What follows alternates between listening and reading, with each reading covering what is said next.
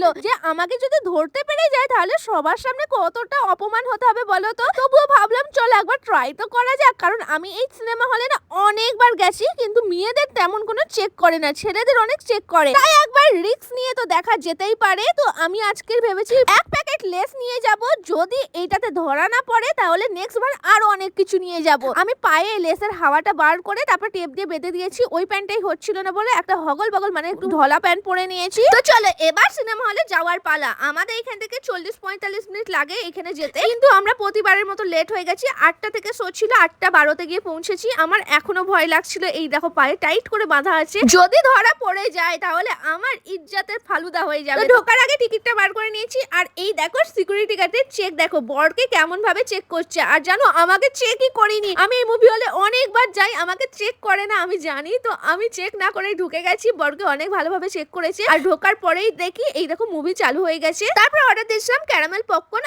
আর দুটো কোক। আর আমার এখন ভয় লাগছিল পা থেকে ওই চিপসটা বের করতে, কারণ সবাই যদি দেখে ফেলে তাহলে আমাকে কি ভাববে, আর এখানকার লোকগুলো দেখে ফেললেও আমাকে মনে বাইরেই বার করে দেবে, তাই ভয় লাগছিল। তাই আমি অনেকক্ষণ বসেছিলাম হাফ টাইমের পরে, তারপরে ভাবলাম চলো আস্তে আস্তে বার করি। বার করার সময় না প্যাকেটের অনেক আওয়াজ হচ্ছিল, আমার তো ভয় লাগছিল, তবু আমি আস্তে আস্তে বার করেই ফেলি। আর লেসের প্যাকেটটা না আমি ওপরে না তুলে নিচে থেকে প্যাকেটটা ছিঁড়ে এই পপকর্নের ডাব্বায় আমি পুরো লেসটা ভরে দিয়েছি, আর সঙ্গে প্যাকেটটা এই দেখো কোকের জায়গায় ঢুকিয়ে দিয়েছি যাতে কেউ না দেখতে পায়। তো মুভি দেখতে দেখতে পপকর্নের সঙ্গে আমরা লেসও খেয়ে ফেললাম, আর আমার এই চ্যালেঞ্জটা কমপ্লিট হয়ে গেছে। নেক্সট টাইম আমি কি নিয়ে মুভি দেখতে যাব কমেন্ট করে বলো, আমি সেটা নিয়েই ঢুকবো। আর তোমরা এরকম কোনোদিন করেছো নাকি কমেন্ট করে বলো, আমি তো ফার্স্ট টাইম করলাম।